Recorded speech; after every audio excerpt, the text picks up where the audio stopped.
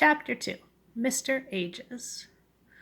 Mr. Ages was a white mouse who lived across the farm and beyond in a house that was part of a brick wall. The wall lined the basement of what had once been a large farmhouse. The farmhouse itself had burned down so many years ago that nobody could remember what it had looked like, nor who had lived there. The basement remained, a great square hole in the ground, and in its crumbling walls, protected from the wind and snow, numerous small creatures lived.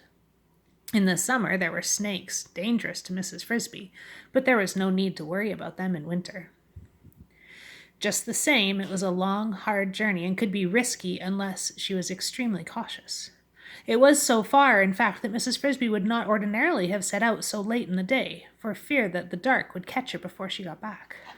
But Timothy obviously could not wait until the next day. So, only 5 minutes after she announced that she must go, she was gone.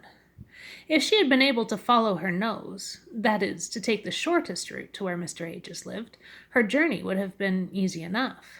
But since that it would have led her close to the farmhouse and the barn, and since the cat stalked those grounds relentlessly, she had to plot a much more roundabout way, circling the whole wide farmyard and sticking to the fringe of the woods. She loped along briskly, moving in the easy, horse-like canter mice use when they are trying to cover ground. Her progress was almost completely noiseless. She chose her path where the earth was bare, or where grass grew, and she avoided dead leaves, which would rustle and crackle even under her small weight. Always she kept an eye out for hiding places, logs, roots, stones, things to scurry under if she should meet a larger animal who might be unfriendly. For, though the cat was number one, there were other things in the woods that chased mice. And as she did all this, she worried about Timothy and hoped that Mr. Ages would know something that would help him. It was more than 2 hours later that she saw she was getting close to the brick wall where he lived. Though her husband had been a great friend of Mr. Ages and had visited him often, Mrs. Frisby herself had only been there once before, and that had been in summer. Still, she remembered the place clearly. It was an odd sort of clearing in the woods. Long ago, when the old house had been lived in, before it had burned, there must have been a wide lawn around it. Over the years, this clearing had grown over with a strange mixture of high, rank grass, tall weeds, berries, and wildflowers.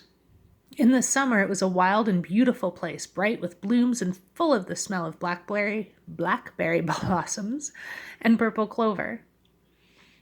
There were harsher plants as well, spiked jimson weeds and poisonous dark pokeberries, and bees droning everywhere. But in the winter it had a bleak and almost ghostly look, for the blossoms and the green leaves were gone, and only the dry skeletons of the weeds stood, hung with stalks and seeds and pods that rattled in the wind. It was from these seeds and others, and from the flowers and roots beneath them, that Mr. Ages made the draughts and powders that could sometimes save the sick from dying. The time she had been here before, well, that was for Timothy too, when he was only a baby, scarcely bigger than a marble. He had wandered, while playing with the other children, a little way from them, and had been bitten or stung by something poisonous, they did not know what. When the others found him, he lay curled in a ball, paralyzed and scarcely able to breathe. That time her husband, Mr. Frisby, had been alive, and between them, taking turns, they had managed to carry Timothy to Mr. Ages's house. It was a sad and frightening journey, and when they arrived, they had been afraid he might already be dead. Mr. Ages looked at him, examined his tongue, felt his pulse, and found a small red lump near his neck. "Spider," he said, "not a black widow, but bad enough." He had forced a few drops of milky liquid into Timothy's mouth and held him upright so that it could trickle down his throat, for Timothy could not swallow. In a few minutes his small muscles had unlocked and he was able to move his arms and legs. "He'll be all right," said Mr. Ages, "but weak for a few hours." The trip back home had been a happy one, and the other children were wide-eyed with joy to see Timothy alive. Yet Mrs. Frisby thought that this had been the beginning of his frailness. From that time on, he tended to stumble a little when he walked, especially when he was tired. He never grew as big or as vigorous as his brother Martin, but he thought a great deal more, and in that he resembled his father. Now she reached Mr. Ages's house, a hole in the brick wall where one end of a heavy floor beam had once rested. It was about 2 feet below the top of the wall, and one reached it by climbing down a sort of rough stairway of broken brick ends. She knocked on his door, made of a piece of shingle. "Oh, let him be in, please," she thought. But he was not. There was no answer, so she sat down to wait on the narrow ledge of brick in front of his door. Half an hour passed, the sun sinking lower into the west all the time, before she heard a slight scratching noise up above, and there he came, carrying a cloth sack bulging with some kind of lumpy material. His fur was a soft gray-white, and so glossy he seemed to almost glow. Mrs. Frisby had heard that Mr. Ages was not truly a white mouse. That is, he had not been born with white fur, but had turned white from old age. Whether this was so or not, she did not know. Certainly he seemed very old and very wise, yet he walked nimbly enough. "Oh, Mr. Ages, I'm so glad you've come," she said. I don't suppose you remember me, Mrs. Frisby." "Of course I remember you. And I was sad to hear about poor Mr. Frisby. How is your young son? Timothy, was it?" "It's about him I've come to see you. He's taken terribly sick." "Oh, has he? I was afraid he might turn out to be not as strong as the others." "I had hoped you might be able to help him." "No, that may be. Come in, please, so I can put down this sack." Mr. Ages's house, somewhat larger than a shoebox, but about the same shape, resembled the house of a hermit. It was bare of furniture, except for a bit of bedding in one corner, a stool made of a piece of brick, and another piece of brick worn smooth from use as a pestle on which he ground out his medicines. Along one entire wall, arranged neatly in small piles, stood the raw materials he had collected: roots, seeds, dried leaves, pods, strips of bark, and shriveled mushrooms. To this row he now added the contents of his sack.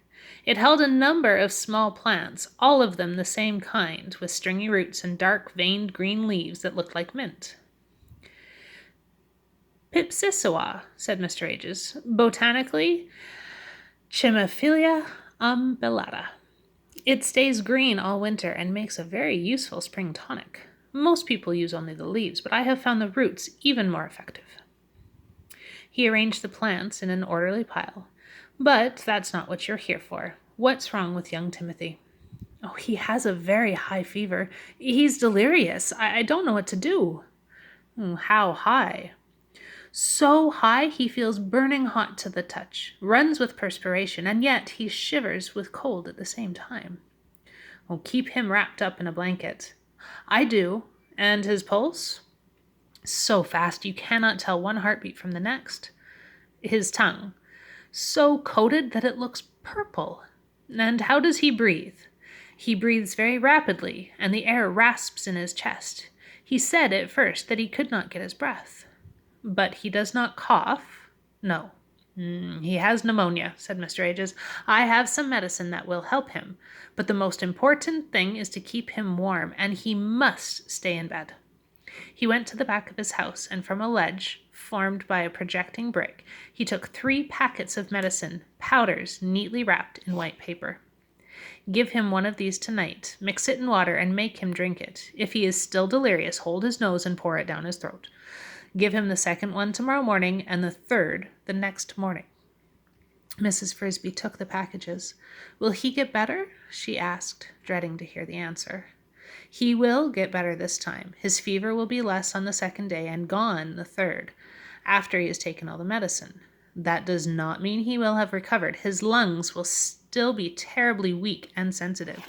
If he gets the least bit cold, or breathes cold air even a breath or two, the pneumonia will surely come back worse than before, and the second time he may not recover.